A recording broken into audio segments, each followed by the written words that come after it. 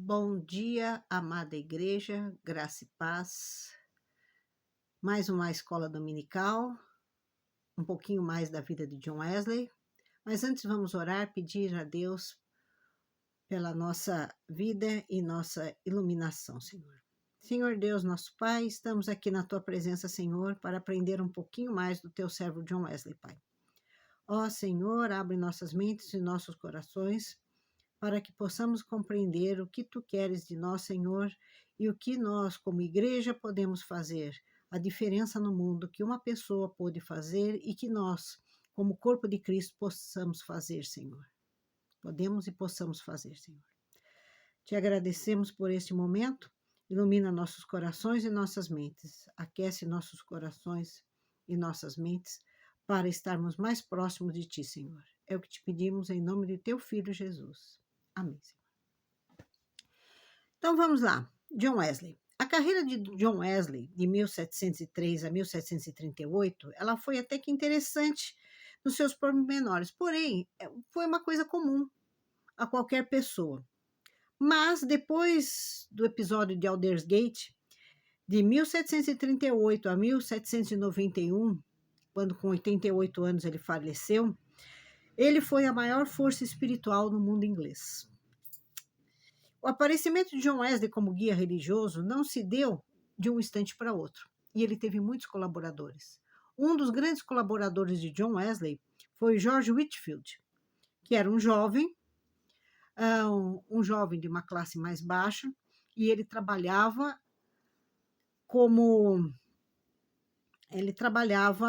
era um menino pobre de Gloucester, empregado numa taberna. Então, ele trabalhava numa taberna e ele estudava e trabalhava em Oxford, onde se encontrou com os Wesley e se uniu ao Clube Santo.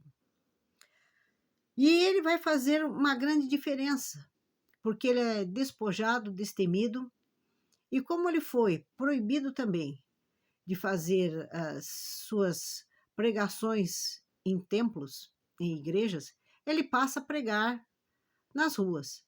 E também tem um outro detalhe, aonde ele vai pregar? Ele prega nas classes mais baixas, nas classes mais pobres, principalmente numa região chamada Kingswood. Kingswood foi uma região que em tempos passados na Inglaterra foi uma região da caça real, que os reis iam para essa região caçar. Mas como foram encontrados minas de carvão na região, ela deixou de ser um local de caça para ser um local de trabalhadores, de mineiros, carvoeiros. E sendo assim, acabou sendo desprezada pelo clero, pela elite da época. Por quê? Porque ainda estavam calcados naqueles valores da Idade Média, e que existiam as três classes: os que oram, os que lutam e os que laboram. Quem são os que oram? Os que oram são o clero. Quem são os que lutam? São os nobres. E quem são os que laboram? Nós, o povo, gente. Então, aqueles que trabalham, eles nasceram para trabalhar. Predestinação, então Deus predestina três classes. E sendo o povo, os pobres, aqueles que têm que trabalhar para sustentar as outras duas classes sociais. Interessante, né? O próprio Agostinho fala isso, Agostinho de Hipona, o famoso Santo Agostinho, que fala a cidade de Deus. Então, ele especifica estas três classes. E essas três classes vão, e elas só caem mesmo com a Revolução Francesa. Os que oram, os que laboram e os que lutam. Como disse, os que oram fazem parte do clero, os que lutam são a nobreza e os que trabalham são o povo. Nossa. Bom, então vamos lá. E então Whitefield, ele começa a pregar para estas pessoas. Essas pessoas não podem ir a uma igreja, porque não tem igreja próxima para eles e eles não são admitidos dentro de uma igreja, porque eles não fazem parte da elite que pode estar deixando de trabalhar para orar, para estar com Deus. E George Whitefield, então, faz as primeiras pregações fora de templo, nas ruas. E o que nós temos então? John Wesley, a princípio, se espanta com isso. Nossa, pode-se pregar fora de um templo consagrado? Uau! E George Whitefield, quando ele vai para Savannah, quando ele vai para a América, para a Geórgia, ele cria um orfanato. Ele tem um orfanato e ele precisa também de sustentar este orfanato. Se ele não consegue pregar nas igrejas e não consegue levantar coletas, como ele vai sustentar este orfanato? Então ele passa a fazer a pregação na rua e estes mineiros começam também a contribuir. Aqueles que têm um pouco mais de condições passam a contribuir para manter. Por quê? Porque são os seus próprios filhos que estarão indo lá. Você vai falar, mas como assim? Os mineiros não criam seus filhos? Criam, mas não esqueçam. Havia muitos desabamentos. E muitos mineiros, muitas mulheres perdiam as suas famílias, as crianças ficavam órfãs. E quem tinha que cuidar? Aí a gente vê livros de Charles Dickens, como Oliver Twist, ou uma criança que fica órfã, que é cuidado pelos pais de rua. A gente olha assim, a gente vê que muita coisa é semelhante, tá, gente? Mas aqui não teve desabamento, não teve nada. Aqui nós temos um outro tipo de coisa, que nós temos... Bom, enfim, não vamos entrar nesses detalhes. Mas a gente vê o quanto a história, ela está próxima da gente. O quanto as coisas estão semelhantes. Pois bem, enfim. E George Whitefield, ele tira essas crianças da rua e cuida delas. E tem um orfanato. E esse orfanato precisa ser sustentado, lógico. Dinheiro tem que entrar de alguma maneira. E mais tarde, quando ele se une com o grupo de Wesley, ele pede para que o Wesley tome conta. Enquanto ele vai para a América, ele pede para Wesley tomar conta deste pessoal, destes mineiros que ele está doutrinando, que ele está evangelizando, enfim. Apesar de não estar gozando de boa saúde, Wesley foi até Bristol em 31 de março de 1739. Nunca estivera lá. Ficou metade da noite ouvindo a história de Whitefield. Julgava porque podia reunir-se com as sociedades e falar nas prisões. Porém, poderia ele, um eclesiástico, pregar em qualquer lugar, a não ser numa igreja devidamente consagrada por um bispo? Nunca fizera isso, a não ser na Geórgia, onde não havia bispos nem igrejas, e apenas uma vez em Tyburn, quando falou a uma multidão reunida para ver um certo homem que ia ser enforcado. Mas no dia seguinte, ele transigiu e foi ao culto ao ar livre em Kingswood, onde Whitefield, também eclesiástico, pregou naquele dia. À noite, na reunião da sociedade, seu tema foi o Sermão do Monte, que observou, foi um bom precedente, notável para a pregação ao ar livre. Ele vê, Jesus não pregava só nas sinagogas. E neste exemplo do Sermão do Monte que Jesus pregou para inúmeras pessoas, o nosso querido John Wesley, ele vê que ele pode pregar em qualquer lugar. Bom, e o Wesley, ele cria também as sociedades. Como nós não temos a igreja, Wesley não se separa da igreja anglicana, ele não tem uma separação, mas ele cria um sistema de sociedades. Da mesma forma que ele trabalhava o grupo santo, estudos, pequenos grupos de estudo, ele faz o quê? Ele forma, então, sociedades em vários locais. Estas sociedades, elas serão divididas em classes. Alguém vê alguma semelhança? Pois é. São divididas em classes para estudo de acordo com o conhecimento faixa etária das pessoas. É a classe dos jovens, das senhoras, das crianças. A gente vê, olha a nossa origem, olha da onde a gente vem. É bom a gente conhecer. Quem não conhece o passado não tem futuro, irmãos. Por isso é interessante a gente ver. É claro que uma vez vencido o preconceito, não hesitou, mas consagrou-se e alcançou vitória nas pregações ao ar livre.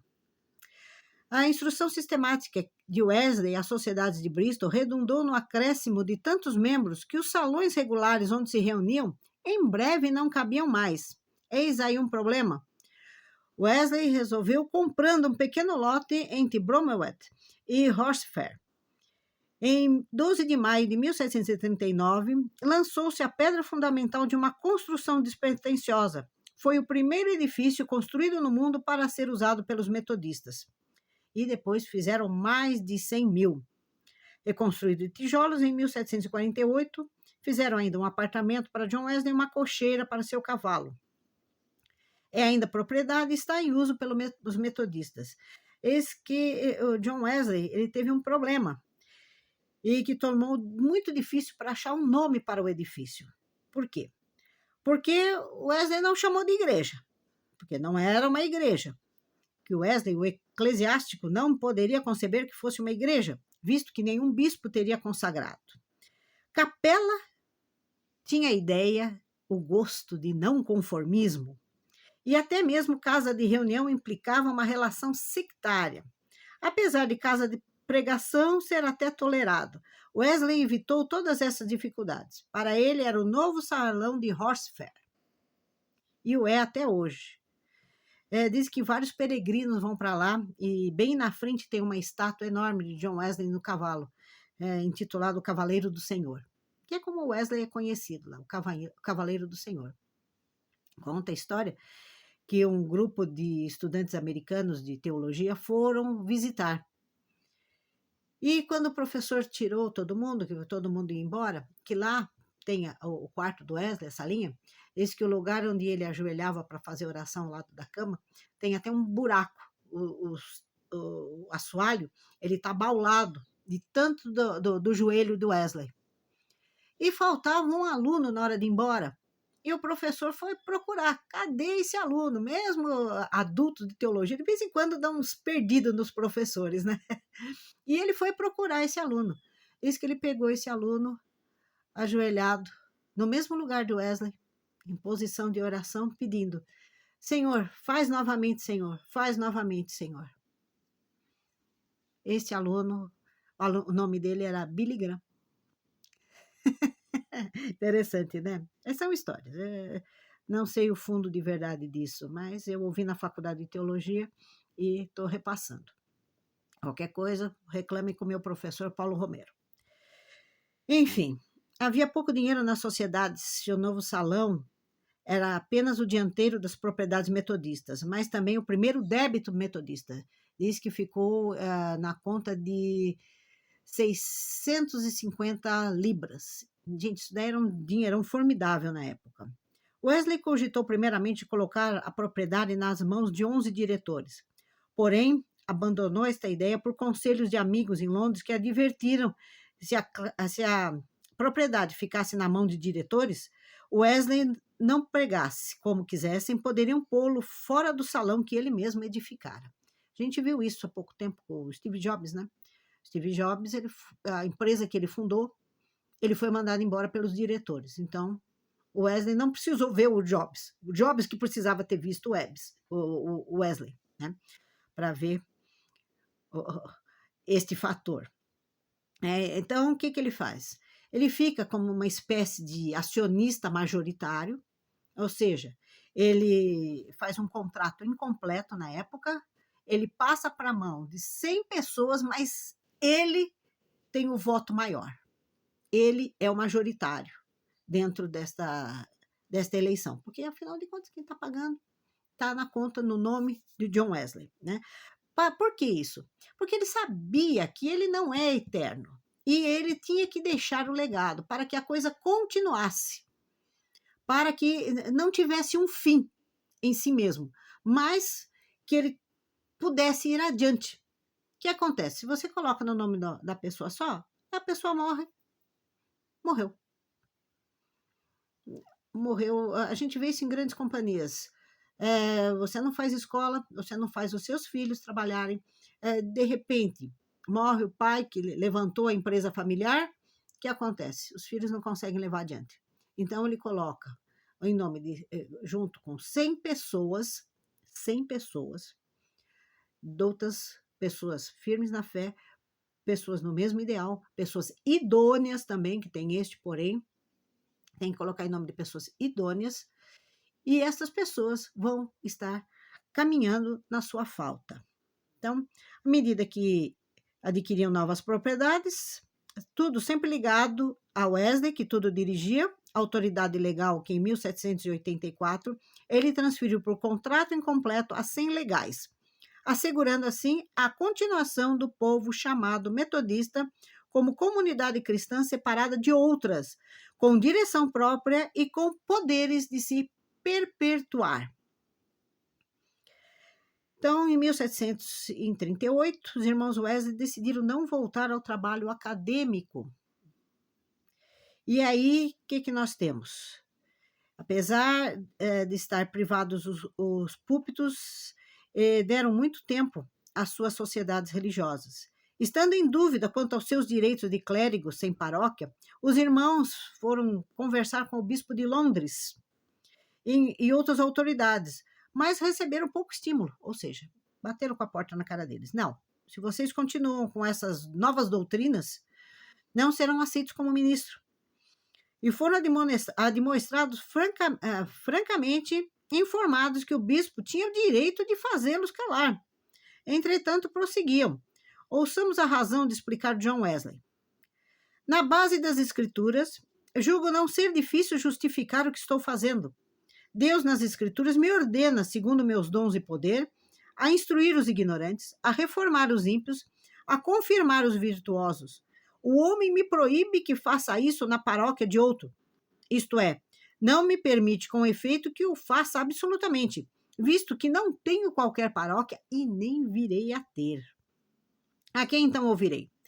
A Deus ou ao homem? Se é justo obedecer aos homens em vez de Deus, julgai-me vós. Olho para o mundo todo e vejo por minha paróquia. Até o presente afirmo que em qualquer parte em que estiver, julgo-me com o direito e dever de anunciar a todos os que quiserem ouvir-me as boas novas da salvação. Então aqui surge a famosa frase de John Wesley: o mundo é minha paróquia. Ou seja, ele daquele jovem legalista, de jovem tímido às leis, ele passa a ser realmente o cavaleiro do Senhor, ele passa a ser porta-voz do Senhor. E nada e ninguém vai retirá-lo da sua missão. Ele é santo? Não. Ele é uma pessoa como você e eu. Ele erra? Sim. Ele errou bastante na sua caminhada, mas ele teve hombridade suficiente para se colocar aos pés do Senhor e pedir a ajuda de Deus. Sempre. O pessoal fala, o metodista quando fala de Wesley venera. Irmãos, exemplo de pessoas não é veneração, é respeito. Eu respeito Paulo, respeito Pedro, respeito Mateus, eu respeito Tiago, eu respeito todos eles. Nenhum deles é santo. Ah, mas Paulo chamava fulano de santo. Santo é aquele que busca a santidade. Todos nós estamos buscando a santidade. Erramos, somos imperfeitos, mas nós temos que ter a humildade de nos colocar de joelhos no Senhor, aos pés do Senhor. Esta é a questão. Bom, vamos lá. Carlos comunicou-lhe que o arcebispo de Canterbury excomungara o clero metodista. O bispo de Bristol era eminente José Butler, e para o bispo de Canterbury, Wesley dá a mesma resposta que ele deu ao bispo de Londres, que o mundo é minha paróquia e que nenhum ser humano vai me tirar do propósito que Deus me colocou. Praticamente foi isso. Então, o bispo de Bristol, o eminente José Butler, ele fala que os irmãos Wesley têm direito, muito menos John Wesley, de pregar na sua paróquia, na sua diocese ou qualquer lugar. E ele responde para John Wesley. John Wesley responde ao bispo, né? Meu senhor, minha obra na terra é fazer o bem que puder. Porquanto, em qualquer lugar em que julgar que possa fazer maior bem, lá estarei, tanto quanto quiser. Atualmente, acho que posso fazer muito. Assim, aqui permaneço. Quanto à minha pregação, uma dispensação do evangelho que me foi entregue, e ai de mim se não anunciar o evangelho onde quer que eu esteja no mundo habitável. Ó, onde quer que eu esteja no mundo habitável. Tendo sido ordenado preceptor de uma universidade, tenho uma comissão indeterminada de pregar a palavra de Deus em qualquer parte da igreja na Inglaterra.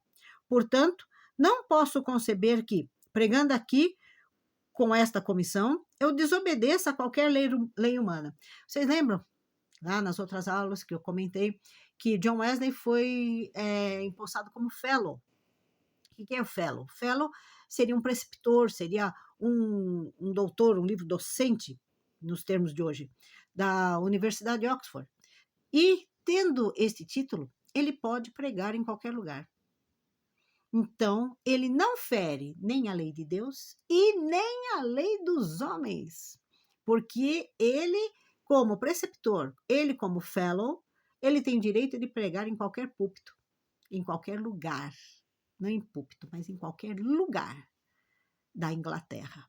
Não esqueçamos que a Irlanda faz parte do Reino Unido, não esqueçamos que a Escócia também faz parte do Reino Unido, e Estados Unidos também faz parte. E assim por diante. Então ele pode, pela lei dos homens, pregar em qualquer lugar.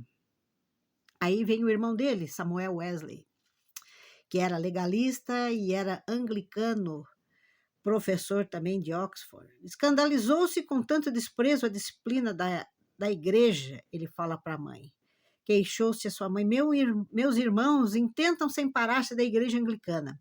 Já estão proibidos de falar em todos os púlpitos de Londres e pregar naquela diocese. É cisma atual. O que é cisma? Cisma é divisão. Provavelmente isso acontecerá em todo o país se os bispos tiverem coragem suficiente.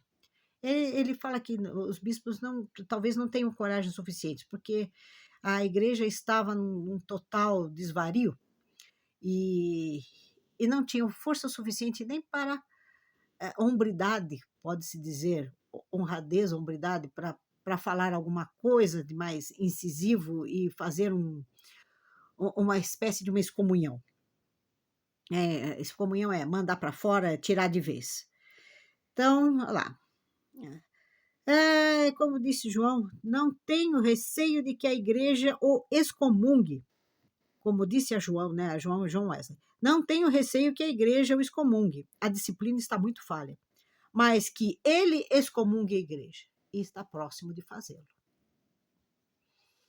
Então, o irmão já antevê um cisma, uma divisão da igreja. Apesar de não estar muito errado, a mãe, a Susana Wesley, ficava encantada de ver os filhos pregando e as suas orações atendidas, né? Que seu filho fosse um encaminhador de pessoas.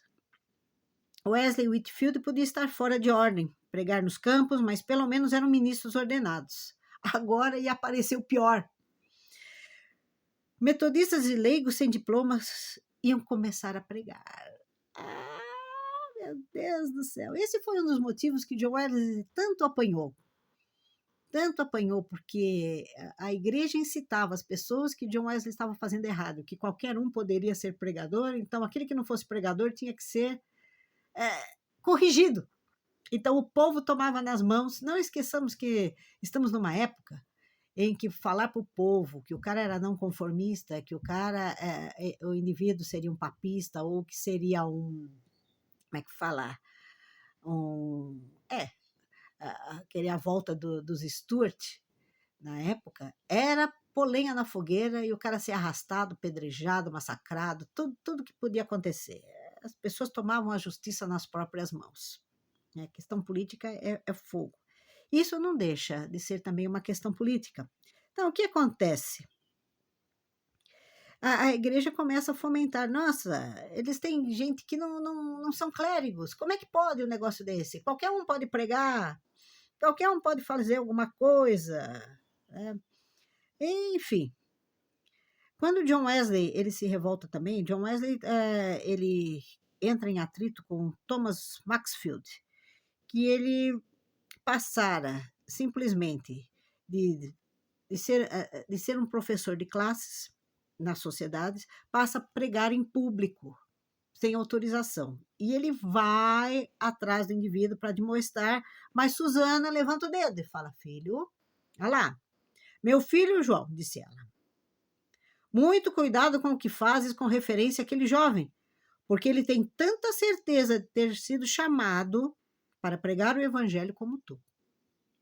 Aí John Wesley suspendeu a censura, ouvindo a sua mãe. Ele ouviu uma pregação do Maxfield e disse: é obra do Senhor, que faça o que bem lhe parecer. Mas jornalistas e escritores protestavam contra esses pregadores leigos. Dizia-se que tal era o entusiasmo prevalecente em Yorkshire, que quase todos os homens que podiam ler um capítulo da Bíblia tornavam-se explicadores da Escritura, contribuindo assim para a grande queda na indústria e quase ruína da manufatura de lã, que se achava ameaçada de destruição por falta de braços. Ou seja, os indivíduos saíam do seu serviço, que poderia levar a Inglaterra ao caos econômico, e iam pregar. Aí começa uma outra encrenca. Aí John Wesley apedrejado, arrastado, uma série de coisas. E todo aquele que pregasse, acontecia a mesma coisa. E Carlos Wesley, quando se encontrou com o bispo irlandês, o bispo irlandês falou para ele: há uma coisa em vosso proceder com que nunca pude atinar: o emprego dos leigos e o serviço no serviço religioso. Meu senhor, disse Carlos Wesley, a falta é vossa e de vossos irmãos. Como assim? Inquiriu o prelado. Porque vos calastes e as pedras falaram. Já que o povo não era nada. Então, as pedras falaram. Mas prosseguiu o arcebispo: são homens iletrados. E admitiu o poeta Carlos Wesley: são alguns. E assim, a besta muda repreende o profeta. Ele faz alusão àquele episódio de Balaão. Que Balaão, como profeta de Deus, ele está cego e a mula o adverte. A mula faz com que ele seja repreendido. Uau! O aspecto mais saliente do metodismo primitivo ainda está para ser descrito. Num panfleto impresso em Newcastle, em 1743, Wesley mostra a natureza, os desígnios e as regras gerais das Sociedades Unidas em Londres, Bristol, Kingswood e Newcastle upon Tyne. Nos fins do ano de 1739, vieram a mim, em Londres, 8 ou 10 pessoas que apresentavam estar profundamente convictas do pecado e fervorosamente suspirando pela redenção. Desejavam que eu passasse algum tempo com elas em oração. Mostrei-lhe como fugirem da ira vindoura e vinham continuamente pender sobre suas cabeças, Para que tivéssemos mais tempo para este grande trabalho, escolhi um dia em que todos pudessem reunir-se, o que doravante fizeram todas as quintas à noite, e estes tantos e outros tantos desejassem vir, porque o número crescia diariamente. Dava os conselhos que de tempos em tempos julgavas que lhe fossem mais necessários, e sempre terminávamos as nossas reuniões com oração de acordo com as suas necessidades. Esta foi a origem da Sociedade Unida, primeiro em Londres e depois em outros lugares. Tais sociedades nada é senão um grupo de pessoas tendo a forma e procurando o poder da piedade, unidos a fim de orarem juntos para receber palavras de exortação, vigiais uns sobre os outros com amor, para que ajudem mutuamente a realizar sua salvação. A Sociedade Unida está organizada em classes, dividida em pequenos grupos. As classes se organizavam a fim de facilitar a coleta de pagamentos semanais, que constituiu em grupo de 12, cada grupo sob um guia que visitava semanalmente cada rolado. Wesley prontamente se aproveitou deste modo prudente para um objetivo espiritual, pedindo que o guia se conservasse informado com respeito à condição moral e espiritual daqueles cujos nomes estavam escritos no seu livro. Logo descobriram ser mais satisfatório aos crentes que se reunissem em classes do que serem visitados em seus lares ou lugares de trabalho. Desta maneira foi que teve a sua origem uma das instituições essenciais do metodismo primitivo. supriu imediatamente um sistema financeiro e prático simples e, na ausência de pastores residentes, ministrou o cuidado de todos os convertidos sob a direção de guias leigos de confiança. Igualmente foi útil a eliminação das sociedades e associados que não andavam bem.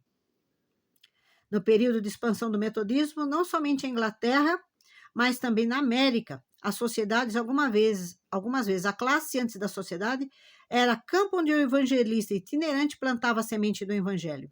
Sua estabilidade estava no poder de reprodução indefinida e explicam que, de algum modo, a rapidez com que o movimento metodista se espalhou em seu grande êxito em lançar suas raízes em novo solo.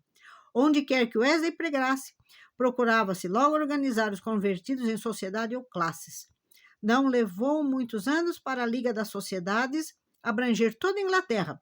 À medida que se esforçava para visitar as sociedades em intervalos regulares, o organismo conhecido por Liga Metodista consolidou-se então, sendo usada como durante a vida do fundador, não tendo sido usada durante a vida do fundador a palavra igreja. Portanto, as sociedades metodistas não eram separadas ainda da igreja anglicana. A palavra igreja não foi usada. Nós éramos sociedades, até hoje nós somos associação metodista. Mas igreja, a palavra igreja não tinha sido usada. Então, nós tivemos a nossa primeira fundação através das sociedades e das classes. Classes pequenas se transformavam em sociedades.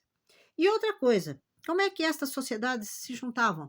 Havia um concílio anual, que juntavam todas as sociedades metodistas e seus representantes